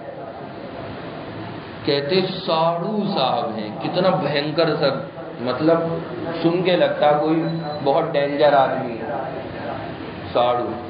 اچھا یہاں والے اور کچھ زیادہ خطرناک کر دیتے، ساڑو بھی نہیں کہتے، کہتے سڈو صاحب ہیں یہاں، بالکل ہی ریڑھ پیٹ دیتے۔ آدمی گھبرا جائے کہ پتہ نہیں کون، مطلب یہ آدمی ہے یا کیا ہے، کوئی الگ سی مخلوق ہے، اتنا خطرناک لفظ شریعت نے دیا۔ کتنا پیارا لفظ۔ شریعت میں جو اردو میں لفظ استعمال ہوتا ہے وہ ہے ہم زلف۔ کیا لفظ ہے؟ یہ کہا کریں جب آپ سے کوئی پوچھے یہ کیا لگتے ہیں آپ کے، آپ کہیے یہ ہمارے ہم زلف لگتے ہیں۔ دیکھیں کتنا پیارا لفظ ہے، ایک الگ نزاکت آ رہی ہے اس میں۔ اب ہم زلف کو کہیے اور سڈو کہیے، آپ کو خود فرق سمجھ میں آئے گا کتنا ہم نے خطرناک بنا رکھا ہے۔ اسلامی الفاظ کی برکت دیکھیں کتنا پیار ہے ان الفاظ کے اندر ہی۔ اسی طرح بیوی کی بہن کیا کہتے ہیں اسے؟ یہ ہماری سالی ہیں۔ اب دیکھیں سالی تو گالی بھی ہوتا ہے، اور سالی سالی کرے پھرتے۔ شریعت نے بڑا پیارا لفظ دیا، آپ وہ بولا کریں خازینہ۔ سب بولیے کیا؟ خازینہ۔ یہ ہماری خازینہ ہیں، یہ کہیں گے تو دیکھیں کتنا اچھا لگے۔ اور یہ سالہ، سالی، یہ وہ دنیا بھر کے الفاظ چلتے ہیں، سب سننے میں ہی بد تہذیبی سی لگتی۔ اپنی تہذیب کے الفاظ بولیں۔ بہرحال یہ بات درمیان میں آئی، میں عرض کر رہا تھا کہ خسر پہ یہ بات آئی، تو ان کے خسر آئے تھے وہاں پر، انہیں نہیں پتا یہ میرے خسر صاحب ہیں۔ انہوں نے پوچھا کہ کیسی گزر رہی ہے؟ اب عورتوں کی جو عادت ہوتی ہے وہ دیکھیں، عجیب گزر کیسی پوچھ رہے ہیں؟ بہت ہی پریشانی ہے، 2 ٹائم کی روزی بھی ڈھنگ سے نہیں ملتی، کھانے پینے کا کوئی انتظام نہیں، گھر میں کوئی سلیقہ نہیں، بڑی پریشان ہے۔ عورتوں کی عادت ہے کوئی 1 منٹ کے لیے ملے اس سے اپنی سسرال کی ساری برائی کر دیں گے، ساری برائی۔ رکشہ کے اندر بیٹھیں گی، ایک عورت یہاں سے بیٹھ گئی چوراہے سے، ایک اگلے چوراہے سے بیٹھی، دونوں جانتی نہیں، لیکن بیٹھتے ہی آپس میں سلام کلام، میری تو ساس اتنی خطرناک ہے، میری تو نند اتنی ڈینجر ہے۔ ارے بھائی تجھے تو یہ نہیں پتا یہ برقعے میں تیری ساس نہ بیٹھی ہو کے نہیں؟ انہیں مطلب نہیں، ان کی بات ہی یہیں سے شروع ہوتی ہے، اپنی سسرال کی برائی سے۔ عورتوں کی عادت ہوتی ہے، اسی مزاج کی وہ عورت تھی، اس نے کہا کہ کچھ بھی نہیں، یہاں تو کھانے کا نہیں، پینے کا نہیں، رہنے کا سلیقہ نہیں، بس چل رہی گاڑی ایسے ہی۔ انہوں نے کہا حضرت ابراہیم نے کہ ٹھیک ہے، آپ کے جب شوہر آئیں گے انہیں سلام کہنا اور کہنا کہ اپنے دروازے کی چوکھٹ کو بدل دیں، یہ دروازے کی جو چوکھٹ ہے اسے بدل دیں۔ وہ چلے گئے کہہ کے، وہ آئے حضرت اسماعیل، پوچھا کوئی آئے تھے کیا؟ کہا ایسے ایسے آئے تھے۔ کیا کہہ کے گئے؟ کہا تھا کہ دروازے کی چوکھٹ بدل دیں۔ حضرت اسماعیل نے کہا وہ کوئی بڑے میاں نہیں، وہ میرے ابا تھے، اور جو وہ یہ کہہ کے گئے چوکھٹ بدل دے، اس کا مطلب ہے تجھے نکاح سے میں کھسکا دوں، چل نکل نکاح سے میرے۔ یعنی وہ یہ کہہ کر کے گئے ہیں کہ ایک نبی کی شان کے مناسب نہیں کہ ایسی ناشکری بیوی اس کے نکاح میں رہے، نبی کو تو زندگی بھر مجاہدے کرنے، یہ اگر ایسے ناشکری کرے گی تو زندگی کیسے گزرے گی؟ اس کو نکاح سے الگ کرو تاکہ یہ اپنی زندگی گزار سکے۔ طلاق دی اور نکاح سے الگ، بدل گئی چوکھٹ۔ اس کے بعد انہوں نے رہنا شروع کر دیا۔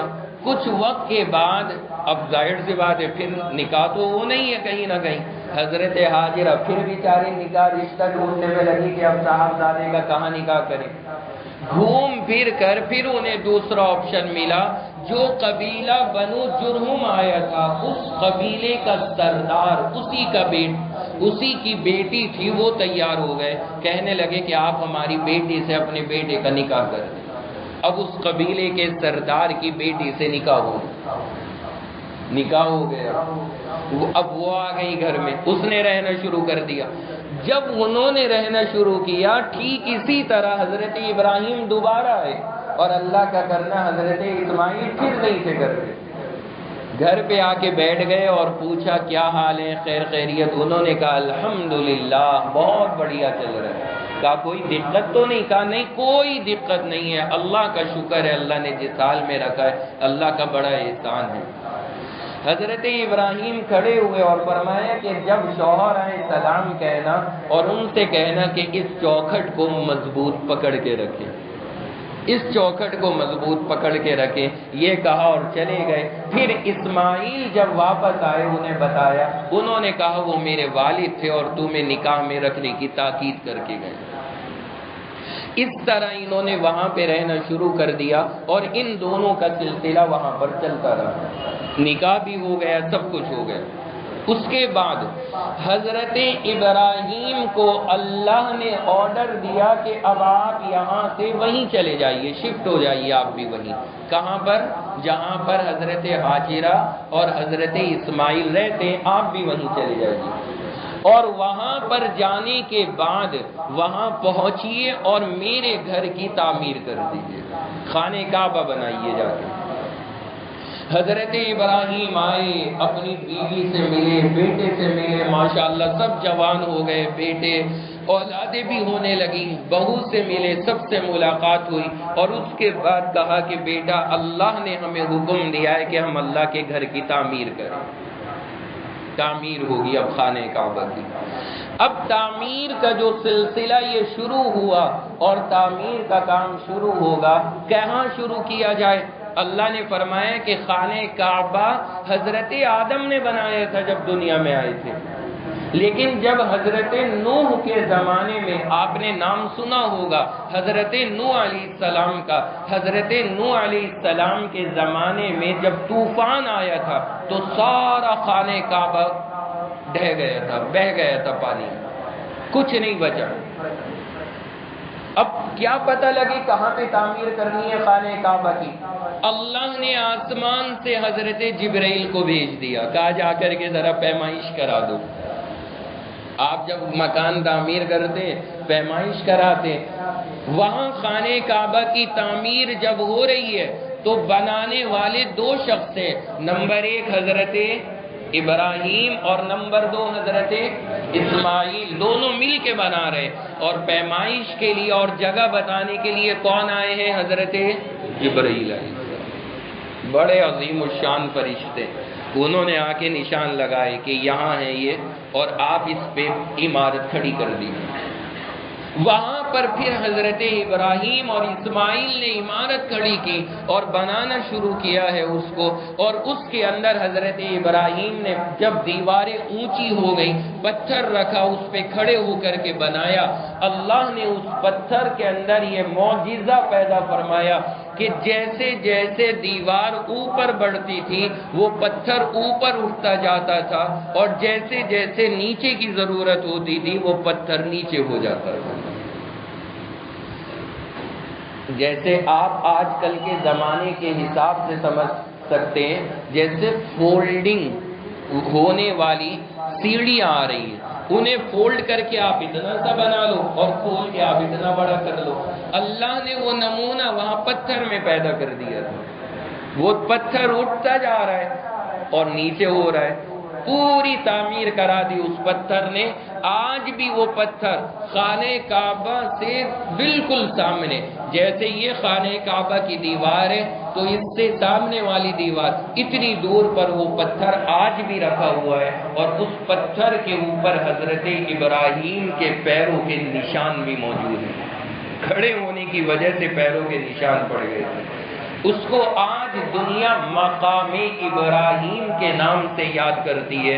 حج کے اندر، عمرے کے اندر بیت اللہ کا طواف کر کے 2 رکعت نماز اسی مقام ابراہیم کے پاس پڑھی جاتی ہے. اللہ ہم سب کو بار بار پڑھنے کی وہ توفیق عطا فرمائے. مقام ابراہیم تو اس پتھر کے اوپر تعمیر کرنا شروع کیا. وہ اوپر جا رہا ہے، نیچے آ رہا ہے، اوپر جا رہا ہے، نیچے آ رہا ہے. اللہ نے یہ تاثیر پتھر کے اندر پیدا فرما دی. اس طرح سے حضرت ابراہیم نے تعمیر کر دیا. اور تعمیر سے جب حضرت ابراہیم علیہ السلام فارغ ہوئے اور اس کی تعمیر مکمل ہوئی، حضرت ابراہیم نے اللہ کے سامنے ہاتھ اٹھا کر کے دعائیں مانگی ہے، کیونکہ اتنا بڑا کام اللہ کا تھا اور اللہ کا گھر اپنے ہاتھوں سے بنایا ہے، تو ظاہر سی بات ہے دعا کا دل کیا ہوگا کہ لاؤ میں دعا کر لیتا. اللہ نے ان کی دعا کو قرآن میں نقل کیا. وَإِذْ يَرْفَعُ إِبْرَاهِيمُ الْقَوَاعِدَ مِنَ الْبَيْتِ وَإِسْمَاعِيلُ رَبَّنَا تَقَبَّلْ مِنَّا إِنَّكَ أَنْتَ السَّمِيعُ الْعَلِيمُ. اللہ فرما رہے کہ میرا بندہ ابراہیم اور اسماعیل یہ بیت اللہ کی دیواریں اٹھا رہے تھے اور میرے سے دعا کر رہے تھے تقبل منا، اے اللہ اسے قبول کر لینا، ورنہ تو آپ چاہیں تو اسے رد بھی کر سکتے ہیں، آپ قبول کر لیں. رب اجعلنی مقیم الصلاۃ ومن ذریتی، اے اللہ مجھے بھی اور میری اولاد کو بھی نماز قائم کرنے والا بنا، نماز کی پابندی کرنے والا بنا. مسلمانوں یہاں سے حضرت ابراہیم کی اس دعا سے سبق ملتا ہے کہ اپنی دعاؤں میں اپنی اور اپنی اولاد کے لیے جہاں بہت ساری چیزیں مانگتے ہیں ان کے نیک ہونے کی دعا مانگا کریں، اور خاص طور سے ان کے نمازی ہونے کی دعا مانگا کریں کہ یا اللہ مجھے اور میری اولاد کو نیک بنا اور نمازی بنا. یہ دعاؤں کے اندر اپنی شامل کریں. اسی طرح حضرت ابراہیم نے ایک دعا مانگی، بس اس دعا نے دنیا کا نظام پلٹ دیا. کیا دعا مانگی؟ وہ دعا سنیے. ربنا وابعث فیہم رسولا منہم یتلو علیہم آیاتہ ویزکیہم ویعلمہم الکتاب والحکمہ وان کانوا من قبل لفی ضلال مبین. اے اللہ میں نے آپ کا گھر بنا دیا، میں نے یہاں پہ لوگوں کو آباد کر دیا، لیکن اب آپ ایک ان میں رسول بھیج دیجئے، ایک رسول بھیجیے.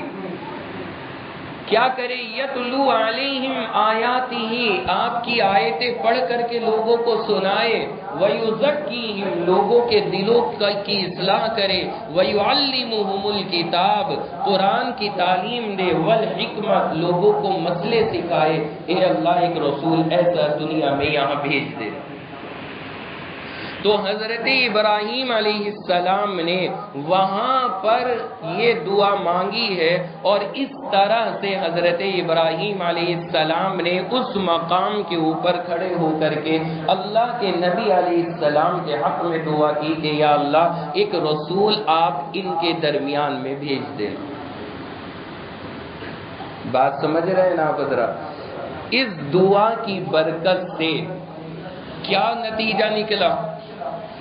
60 یا 65 اولادوں کے بعد حضرت ابراہیم اور حضور کے درمیان 60 سے 65 اولاد کا فاصلہ ہے. یعنی حضرت ابراہیم کی اولاد، پھر ان کی اولاد، پھر ان کی اولاد، پھر ان کی اولاد، اولاد کی اولاد، اس طرح 60-65 پیڑھیوں کے بعد اللہ تبارک و تعالی نے ان کی دعا کو قبول فرمایا، اور جس کے لیے انہوں نے دعا مانگی تھی اللہ نے وہ رسول بھیج دیا. اور اس رسول کو ہم اور آپ کہا کرتے ہیں جناب محمد عربی صلی اللہ علیہ وسلم. حضرت ابراہیم کی اس دعا کے 60 سے 65 سال کے بعد میں نبی آئے. اس سے ایک اور سبق ملا. بندہ بعض مرتبہ دعا مانگتا ہے یا اللہ یہ چاہیے اور ملتا نہیں تو کیا ہوتا ہے؟ مایوس ہو جاتا ہے۔ مایوس نہ ہوا کریں، کبھی کبھی اللہ دسیوں سال کے بعد دعا قبول فرماتے ہیں۔ ہم تو کیا چاہتے ہیں کہ آج عصر میں مانگا اور مغرب میں مل جائے، ہمارا ٹارگٹ یہ ہوتا ہے۔ اللہ دے دیتے ہیں، اس طرح بھی دیتے ہیں اللہ، لیکن ہمیشہ اس طرح سے نہیں۔ کبھی اللہ جلدی دیتے ہیں، کبھی تاخیر سے دیتے ہیں، کیونکہ اللہ سب باتوں کی حکمتیں جانتے ہیں۔ اللہ کو پتہ ہے بندے کو کب کیا ضرورت ہے، اللہ اپنے حساب سے نعمتیں عطا فرماتے ہیں۔ تو یہاں اللہ نے دعا کو قبول فرمایا اور تقریباً 60 سے 65 سال کے بعد اللہ نے ایک اپنا رسول بھیج دیا، اور وہ رسول ہیں ہمارے اور آپ کے سرتاج حضور صلی اللہ علیہ وسلم۔ آ گیا نا سمجھ میں یہاں تک کا معاملہ؟ اللہ کے نبی علیہ السلام دنیا کے اندر رسول بن کر تشریف لائے، اور آپ نبی بھی ہیں اور آپ رسول بھی ہیں، اور آپ نے دنیا میں آنے کے بعد لوگوں کی ہدایت کے لیے کام کیا، اور پھر آپ نے اپنی زندگی لوگوں کی خدمت کے لیے، یعنی جو دعائیں ابراہیم نے کی تھی، لوگوں کی اصلاح کریں، آیتیں پڑھ کر کے سنائیں، لوگوں کو مسئلے بتائیں، پوری زندگی ہمارے نبی نے اس کے لیے پھر وقف فرما دی۔ نبی کی پوری زندگی اسی مشن کے اوپر چلی ہے۔ یہاں تک کا یہ ہمارا سلسلہ ہو گیا، یہاں تک آپ نے حضور علیہ السلام کا جو پیچھے سے سلسلہ ہے وہ سمجھ لیا کہ ہمارے نبی علیہ السلام کا خاندانی سلسلہ حضرت ابراہیم سے اس طرح سے چلتا ہے، اور اللہ نے حضور کے لیے جو عرب اور خاص طور سے مکہ کا انتخاب کیا، ورنہ اللہ کہیں بھی بھیج سکتا تھا، لیکن اللہ نے جو عرب کا اور مکہ کا انتخاب کیا وہ اس وجہ سے کہ اللہ کے نبی علیہ السلام کے لیے ابراہیم نے وہیں کی دعا مانگی تھی، وہی کھڑے ہو کر کے کہ اے اللہ اسی قوم میں بھیجنا، اسی لیے اللہ نے وہیں اسی ملک میں اسی شہر کے اندر اپنے آخری نبی کو بھیجا۔ جب حضور علیہ السلام سے صحابہ پوچھتے تھے یا رسول اللہ آپ اپنا تعارف کرائیے، آپ کون ہیں؟ تو حضور پتہ ہے کیا کہتے تھے کہ میں تمہارے باپ اور اپنے باپ ابراہیم کی دعاؤں کا نتیجہ ہوں، میں اپنے باپ ابراہیم کی دعاؤں کا نتیجہ ہوں۔ یعنی ابراہیم نے کعبہ بنا کر کے جو وہاں پہ دعا مانگی تھی، اللہ نے ان کی دعا کو قبول کیا، اور اس کا نتیجہ کس کی شکل میں آیا؟ حضور علیہ السلام کی شکل میں۔ آپ نبی بن کے دنیا میں تشریف لائے۔ اللہ نے نبی بنانے کے لیے حضور کا انتخاب کیا، اور حضور ایک انسان ہے، اللہ چاہتے تو کسی فرشتے کو بھی نبی بنا کے بھیج سکتے تھے کہ جبرائیل جاؤ اور لوگوں کو قرآن سکھاؤ، فرشتہ بھی آ سکتا تھا، اللہ کسی کو بھی بھیج دیتے، اللہ کے پاس مخلوقات کی کمی نہیں ہے، لیکن اللہ نے نبی انسان کو بنایا۔ پتہ ہے وجہ کیا ہے؟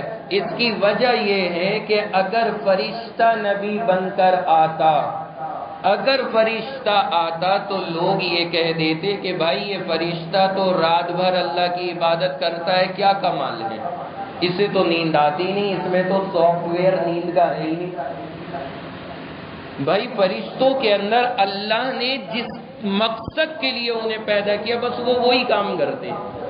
مثلا ایک فرشتہ ہے، اللہ نے اسے بنا دیا سجدے کے لیے، وہ جیسے ہی پیدا ہوگا سجدے میں چلا جائے گا، اب جب تک قیامت نہیں آئے گی وہ سجدہ ہی کرتا رہے گا، اس میں سجدے سے اٹھنے کا دل ہی نہیں ہے، وہی ایک فنکشن ہے اس کے اندر، اسی پہ چل رہا ہے۔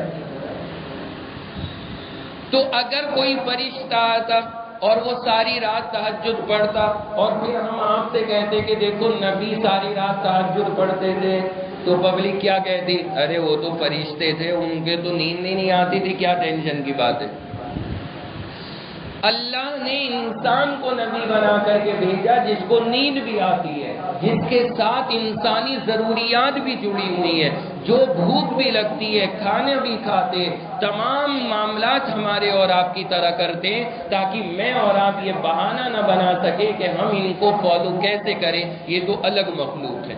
اللہ نے کہا کوئی الگ مخلوق نہیں، یہ تم میں سے ہے، تمہاری طرح ہے۔ اب اگر یہ بندہ اتنے کام کر رہا ہے تو تم نہیں کر سکتے بھلا؟ تو تاکہ نبی ہمارے لیے پوری طرح سے آئیڈیل اور نمونہ بنے، اس لیے اللہ نبوت کے لیے فرشتوں کا نہیں بلکہ کس کا انتخاب کرتے ہیں؟ انسان کا۔ اب فرشتہ ہے، کوئی کہے فرشتہ کہ میں نے آج تک کسی لڑکی کو نہیں دیکھا، کوئی فرشتہ کہنے لگے کہ میں نے لڑکی نہیں دیکھی آج تک، تو آپ کیا کہیں گے؟ بھائی تیرا کیا کمال، تیرا کیا کمال؟ فرشتے نے اگر بدنگاہی نہیں کی تو کوئی کمال نہیں ہے اس میں۔ کیوں؟ اس لیے کہ اس میں خواہشات ہے ہی نہیں، اس میں دل ہی نہیں ہے بدنگاہی کا، اس کا دل ہی نہیں کرتا۔ لیکن انسان اگر یہ کہے کہ ہاں میں بدنگاہی نہیں کرتا تو پھر اس کا مقام فرشتوں سے بھی اونچا ہو جاتا ہے، کیونکہ اس کے اندر خواہشات ہیں، اس میں جذبات ہیں، پھر بھی یہ اپنے آپ کو کنٹرول کرے گا تو اس کا مقام فرشتوں سے اونچا ہوگا۔ اللہ نے اسی لیے انسان کا مقام ملائکہ سے بھی اونچا بنایا، فرشتوں سے بھی زیادہ اونچا۔ تو یہ ہے معاملہ جو اللہ کے نبی علیہ السلام کے ساتھ پیش آیا، اور اس بنیاد پر حضور کو دنیا کے اندر نبی بنا کر کے بھیجا گیا، اور آپ علیہ السلام دنیا کے اندر تشریف لے کر کے آ گئے۔ اب آنے کے بعد کیا ہوا، کس گھر میں آئے، کیسے ولادت ہوئی، کیسے باہر تشریف لائے، آپ کا گھرانہ کیا تھا، کیسا تھا، اب یہ انشاءاللہ آئندہ ہفتے آئے گا۔ آج یہ ہماری پہلی قسط تھی، وہ اللہ کے فضل و کرم سے میں نے یہ باتیں آپ کے سامنے رکھ دی ہیں۔ انشاءاللہ یہ ہر ہفتے ہمارا پروگرام اسی طرح سے چلتا رہے گا، اور تھوڑی تھوڑی باتیں حضور علیہ السلام کی زندگی کی آپ کے سامنے آتی رہیں گی۔ یہاں تک کی باتیں بتا دی ہیں، ان باتوں کو یاد رکھیے گا، ذہن میں رکھیے گا، اور خود بھی آپس میں مذاکرہ کرنا اور دوسروں کو بھی بتاتے رہنا۔ اس کا اہتمام کریں گے تو انشاءاللہ اس کا فائدہ ہوگا، خود کو بھی اچھا لگے گا، اور دوسروں کو بتانے میں بھی آپ کو انشاءاللہ مزہ آئے گا۔ رکھیں گے نا یار انشاءاللہ؟ اور آگے کی انشاءاللہ آئندہ ہفتے تفصیل آئے گی کہ آگے کیا کیا ہوا، کیونکہ آج ہمارا پہلا درس ہے، اسی میں اگر زیادہ وقت لگا تو آپ گھبرا جائیں گے، اس لیے یہی ہم اپنی بات کو روک رہے ہیں تاکہ ہمارے لیے باتوں کا سمجھنا آسان ہو جائے۔ اللہ سے میری دعا ہے اللہ ہم سب کو اس مبارک سلسلے سے جوڑ کر کے رکھے، اور اس کا جو آخرت میں اور دنیا میں فائدہ ہے اللہ ہم سب کو عطا فرمائے۔ جڑے رہیں گے نا انشاءاللہ؟ اب ذرا مجھے خلاصہ سنا دیجئے کیا کیا باتیں بتائی ہیں میں نے، اور یہ میں آج سے سنوں گا، اور کب تک سنوں گا؟ جب تک سیرت پوری نہیں ہو جاتی، جب تک سنتا رہوں گا۔ عرب کیا مطلب کیا بتایا؟ سب بولیے۔ چٹیل میدان، سب بولیے۔ عرب کا مطلب چٹیل میدان۔ دوسری بات بتائی، عرب کے کتنی طرف پانی ہے اور خشکی کتنی طرف؟ ایک طرف۔ اس کے بعد بتایا کہ عرب اور مکہ کی سٹارٹنگ کیسے ہوئی۔ تو حضرت ابراہیم سفر پہ جا رہے تھے، کس کے ساتھ؟ حضرت سارہ کے ساتھ۔ راستے میں ظالم بادشاہ کا واقعہ پیش آیا، اور وہاں سے اس نے ایک باندی ہدیہ کی حضرت سارہ کو، جس کا نام ہاجرہ تھا۔ ان سے نکاح کر لیا بعد میں کس نے؟ حضرت ابراہیم نے نکاح کر لیا۔ نکاح ہونے کے بعد اللہ نے اولاد پہلے ہاجرہ کو دی یا سارہ کو؟ ہاجرہ کو۔ کون اولاد ہوئی؟ نام اسماعیل۔ اس کے بعد کس کے ہاں اولاد ہوئی؟ سارہ کے ہاں، اور اس کا نام اسحاق۔ اسحاق اور اسماعیل میں کتنے سال کا فاصلہ؟ 15 سال کا فاصلہ دونوں کے درمیان۔ اس کے بعد بتایا کہ اللہ نے سارے نبی جتنے بھی بھیجے کس کی اولاد میں آئے؟ حضرت اسحاق کی اولاد میں۔ اور نبیوں کے سردار کس کی اولاد میں آئے؟ اسماعیل کی اولاد میں، تو ادھر سارے نبی اور ان نبیوں کا تاج ادھر، تو اللہ نے یہ نظام بنایا۔ پھر اس کے بعد بتایا کہ حضرت ابراہیم کو حکم ملا کہ ان دونوں ماں اور بیٹے کو چھوڑاؤ، کہاں؟ جنگل میں، چٹیل میدان میں، جہاں کچھ نہ ہو، چھوڑاؤ۔ وہاں چھوڑ آئے۔ وہاں چھوڑنے کے بعد اللہ نے ایک چشمہ نکالا، کیا نام ہے؟ زمزم۔ زمزم کے معنی کیا بتایا آپ کو؟ رک جا، تو یہ معنی ہے اس کے۔ پھر وہاں پر ان کے رکنے کے بعد ایک قبیلہ آیا، اس قبیلے کا نام بھول گیا آپ حضرات، بھولیے مت، ذرا دماغ کو تیز رکھیے، ابھی تو یہ انشاءاللہ پوری سیرت آپ یاد کریں گے۔ کیا نام بتایا اس کا؟ بنو جرہم۔ کیا نام؟ جرہم۔ بس جرہم یاد رکھ لیجیے، بنو چھوڑ دی جاؤ، کبھی اس کے چکر میں یہ بھی دماغ سے نکل جائے۔ تو جرہم نام کا قبیلہ آیا اور یہ وہیں آباد ہو گئے۔ اس کے بعد حضرت اسماعیل کا نکاح ہوا کس سے؟ جرہم کی لڑکی سے، ان کے یہاں جو کوئی لڑکی خاندان میں رہی ہوگی اس سے۔ پھر بعد میں ان کے گھر کون آئے؟ ایک بڑے میاں، کیا نام ہے؟ ابراہیم۔ اور کیا کہہ کے گئے کہ کیا بدل دینا؟ چوکھٹ بدل دینا۔ پھر اس کے بعد میں انہوں نے اپنی بیوی کو کیا دے دی؟ طلاق۔ پھر دوسرا نکاح ہوا جرہم قبیلے کے سردار کی بیٹی سے۔ پھر اس کے بعد ابراہیم آئے اور کہا کہ چوکھٹ کو مضبوط پکڑ کے رکھنا، اب بس وہ ان کے نکاح میں رہی ہیں۔ پھر اس کے بعد اللہ نے حضرت ابراہیم سے کہا آپ بھی جاؤ وہیں اور دونوں مل کر کے کیا بناؤ؟ خانہ کعبہ بناؤ۔ اور خانہ کعبہ تو اصل کس نے بنایا تھا؟ پہلے حضرت آدم نے بنا دیا تھا، لیکن وہ ختم ہو گیا تھا۔ کب ختم ہوا تھا؟ حضرت نوح کے زمانے میں طوفان سے۔ اور اللہ نے اس کی جگہ بتانے پیمائش کے لیے کس کو بھیجا؟ حضرت جبرائیل کو۔ انہوں نے آ کر کے جگہ بتائی اور اس جگہ پر وہاں پہ خانہ کعبہ کی بنیاد رکھ دی گئی۔ بنیاد رکھنے کے بعد حضرت ابراہیم نے دعا کی کہ یا اللہ ان میں ایک کو بھیج دے۔ کس کو بھیج دے؟ رسول کو بھیج دے۔ اس دعا کے نتیجے میں کس کو بھیجا اللہ نے؟ سب نام لیں، صلی اللہ علیہ وسلم، آپ تشریف لائیں۔ اور اس دعا کے کتنے سال بعد؟ یعنی تقریباً 65 سال نہیں، سال تو اور بیٹھیں گے زیادہ، 65 پیڑھیوں کے بعد میں، 65 پیڑھیوں کے بعد میں کون تشریف لائے؟ حضور علیہ السلام تشریف لائے ہیں۔ اور اللہ نے حضور کو فرشتہ ہے یا انسان ہے؟